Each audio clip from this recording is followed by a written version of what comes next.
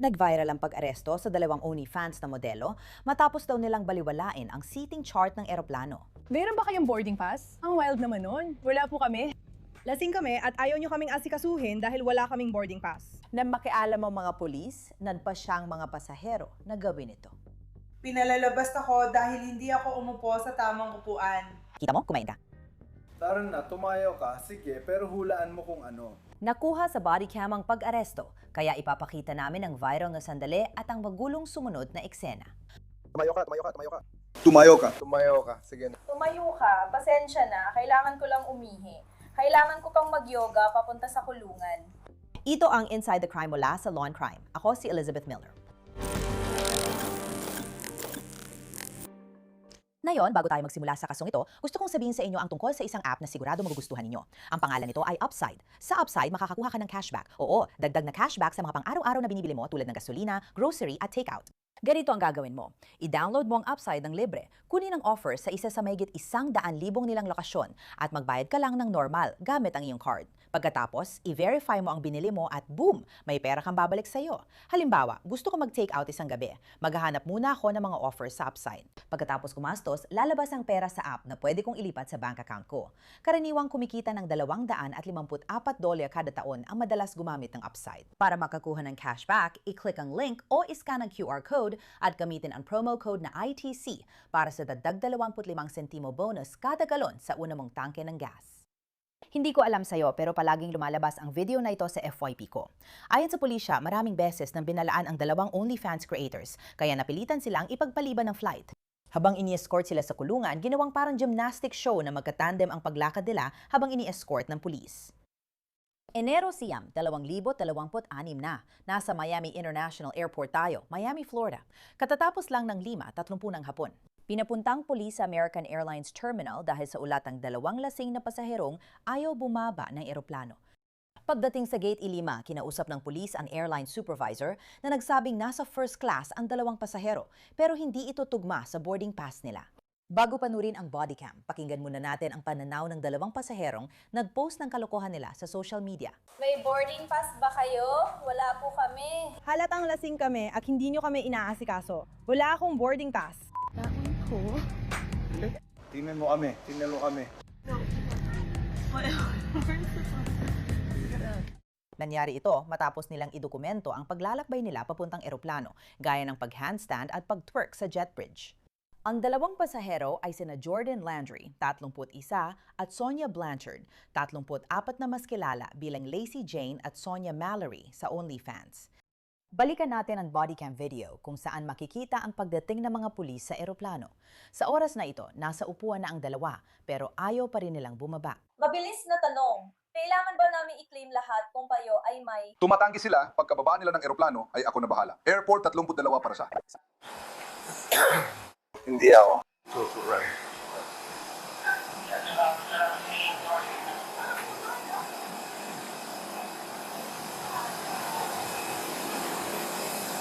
Hello. Okay. Sa inyo kayo. Flight. Hindi ko kailangan bumalik nung nakarang linggo.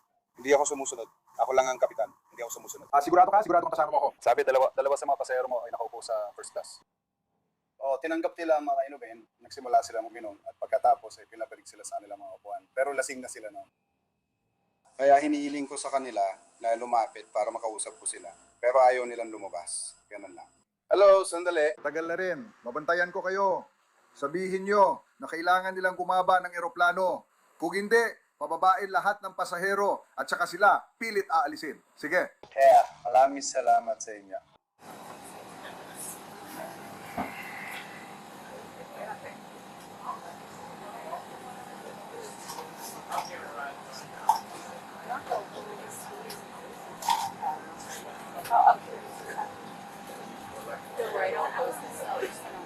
Hindi namin gagawin para sa amin. Naonande. Kumusta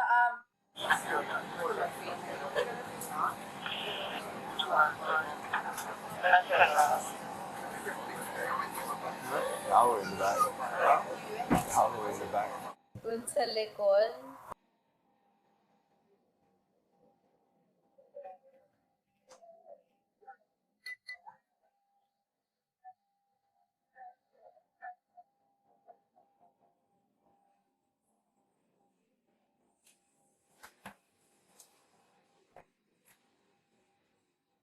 Makikita mong puno ng ibang pasahero ang eroplano na baka nagtataka kung anong nangyayari, pero malamang gusto na rin nilang umalis na ang flight na ito. Ngunit kabaligtaran ang nangyari. Tumangi sila. Sige. Pababaing lahat ng pasahero sa eroplano.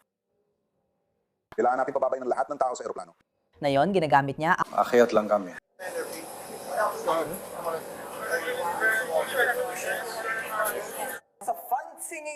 Nasa pinakadulo silang lahat. Oo, lahat yan ay para lang magsuot ng mask at magdistansya.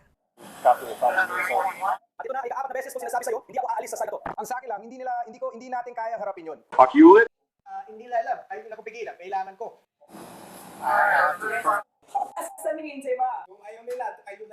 Walang problema, sabihin mo lang na kung hindi sila bababa, maa-aresto sila dahil sa trespassing. Ako na lang ang magbibigay sa kanila ng kulay ube. Nasa emergency call kami. Nasa 4-8 ka.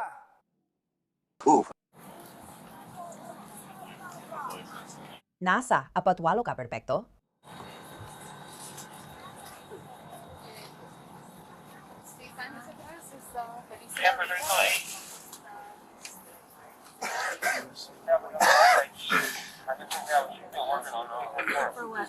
Hi.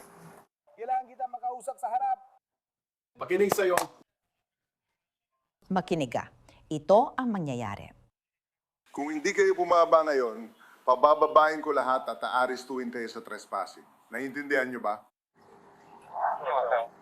Naiintindihan nyo ba yon? May abogado ba rito? Sige, kagaya ng sinabi ko, bababa tayo sa eroplano at dadalhin kita sa kulungan. Naiintindihan mo ba yon? Sige, naiintindihan nyo yan. Salamat, Joe. Sige mga pare, salamat sa oras. Gusto mo bang ikaw ang maunang ipanganak ko ako? Hindi ko alam. Alam ng kahit sinong kailangan bumaba ng eroplano kung gaano nakakainis ang prosesong yon para sa lahat.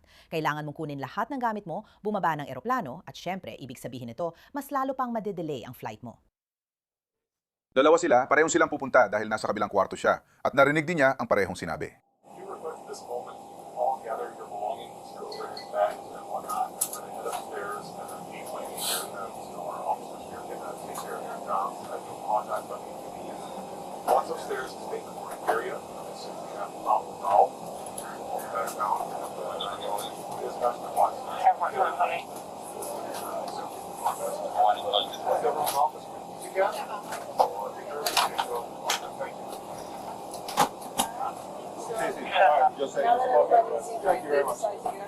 Sinabihan at pinalaan ko na siya, pero di siya tumayo, kaya makukulong siya. Kaya lahat ng pasahero ay kailangan lumabas ng eroplano. Hindi natuwa ang may maikling layover sa susunod na koneksyon. Ano nang mangyayari ngayon? Lahat tayo ay mahuhuli sa koneksyon natin. Pero kung 30 minuto lang ang pagitan ng koneksyon natin at wala nang iba pa. Ayusin na ribukin, makita tayo doon. Titingnan ko ito, parang hotel. Kailangan ko ng night mask at alam ko makakakuha tayo. Pagkalampas niya, ibalik mo ang mga tao para maduwa natin ang dapat dito.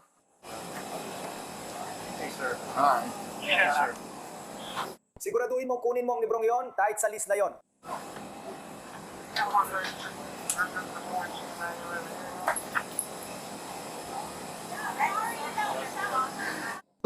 Nakikita ko siya. Nasaan na yung isa pa? Sige, handa na tayo. Handa na tayo. Nailigtas natin ang buong eroplano. Ayan natin pupunta. Sa pa dito. Tara na. Papalikan natin yan mamaya. Naaresto ng mga deputies sina Sonia at Jordan. Ngunit simula pa lang ito ng mas malalaking gulo.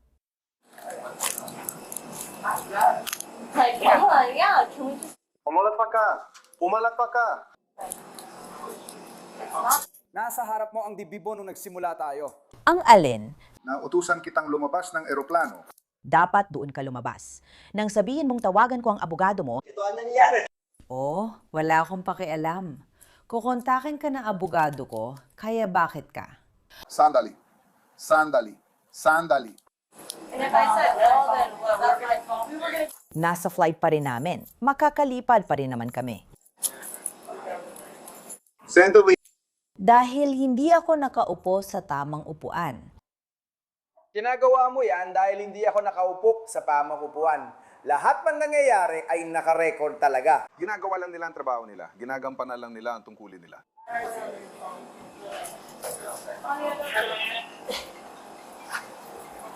Sige, tara na. Kailangan ko ng tao magbibigay ng impormasyon sa akin tungkol sa flight attendant piloto at sa lalaking ito.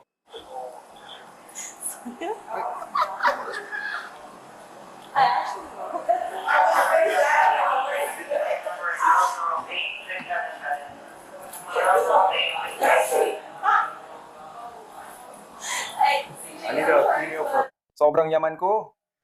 Kailangan ko ng babaeng opisyal para sa kapkap.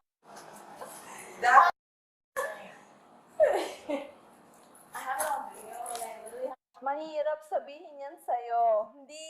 Dahil magaling kami. Tinatanggal na ako. Dahil hindi ko nakita Ang tamang upuan. tumayo ka. Sige na, tumayo ka. Oo, nagpa siya si Jordan Lantry na magpakawala at tinawag niya itong yoga. Ayon sa viral na cellphone video matapos maaresto ang dalawa, maaari isipin ng iba na simpleng split lang ang ginagawa niya. Yan na boss. Dahil hindi naman nakaupo sa tamang upuan. Mama, tumayo ka. Tumayo ka.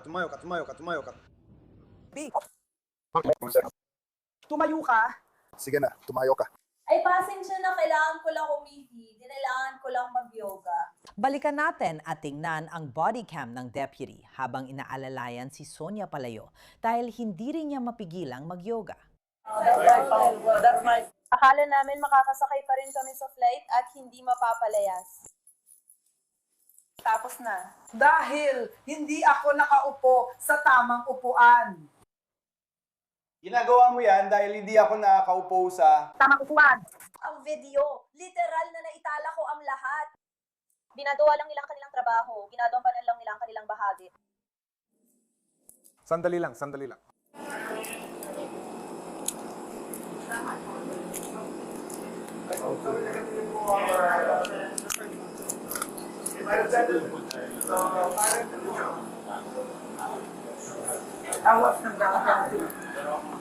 Talagang namatay ako. Asawa ko yan. Baguhan lang ako. Baguhan lang ako. Uy, CJ, pasensya ka na pero pasensya na talaga. Kailangan gawin ko to. Ganun talaga. Nasa video ko yon at sinabi ng mga lalaki na iparating ko sa'yo na ayos lang kasi ginawa ko naman. Yan na boss. Dahil hindi ako nagsalita sa tamang upuan. Tara na, tumayo ka. Sorry, umihi lang ako. Kailangan ko mag-yoga na kaunti papunta sa kulungan. Diyos ko.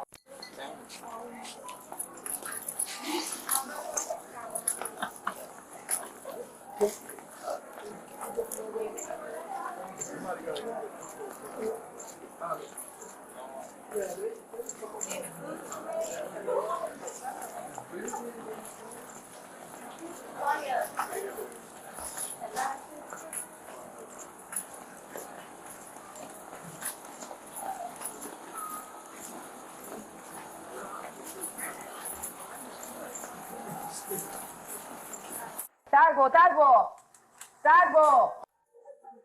Uy! Huwag mong sabihin gusto mong kumain.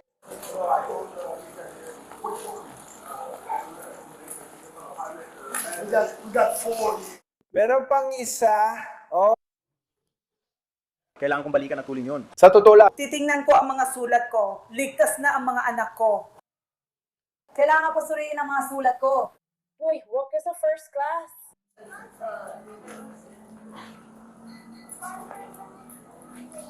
Grabe naman. Kailangan talaga kita nandyan. Kailangan ko palitin na astig. Kailangan ko ito makuha.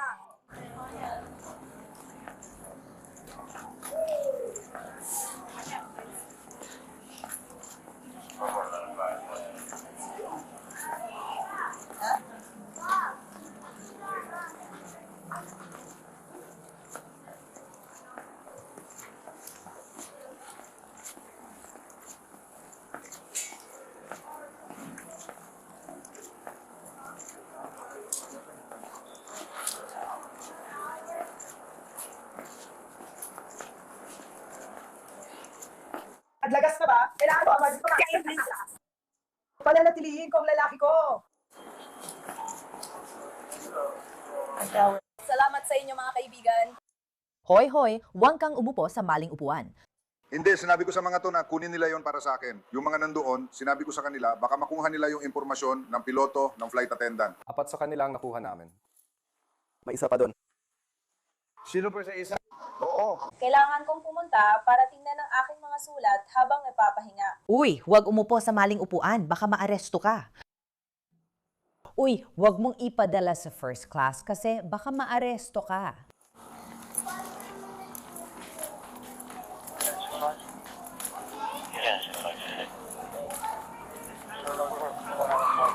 Saya.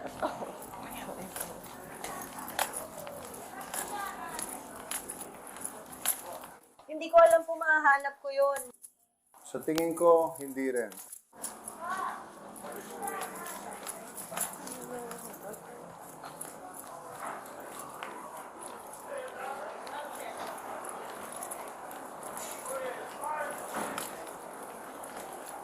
Baba tayo, lumabas tayo sa pinto 11 at nasa palapag ang sasakyan ko.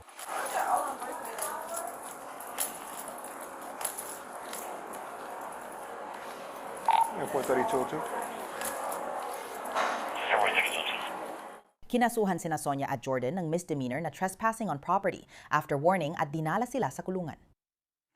Kailangan kong maging. 12.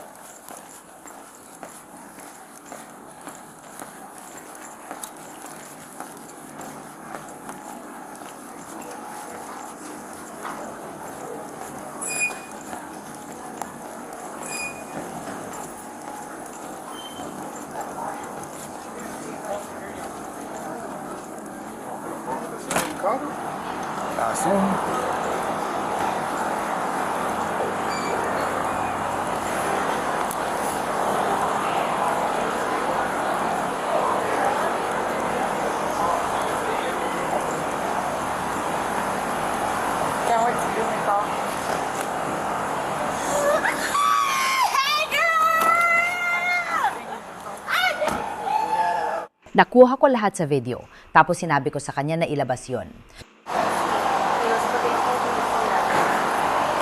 Kaya ako, parang Sabihin mo na lang sa amin na bumalik kami sa upuan namin at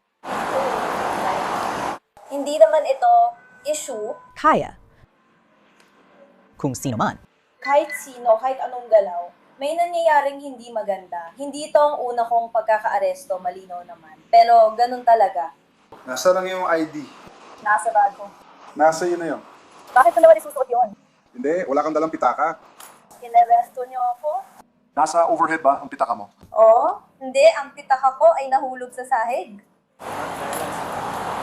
Inilalagay nila ang pitaka ko sa sahig. Tatanungin na lang kita mismo. Sana nasa kamay na lang ito.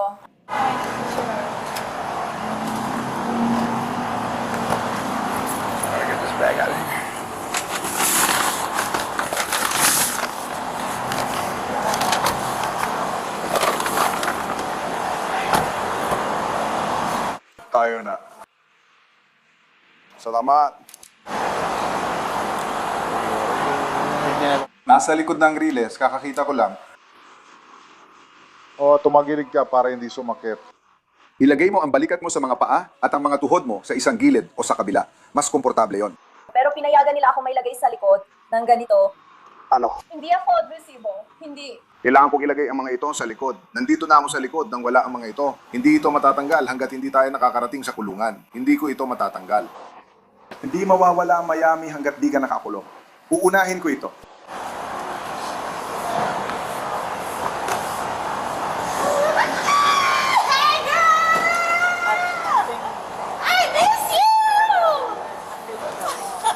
Hayaan mong simulan ko sa kanto. Pinalaya na ang duo sa OnlyFans mula kulungan. Ayon sa ilang balita sa Miami, ginamit ng dalawa ang kanilang viral na aresto para magbenta ng paninda na may mugshot nila. Salamat sa pagsama sa episode na ito ng Inside the Crime. Ako si Elizabeth Noller. Magkita tayo ulit bukas para sa bagong kaso.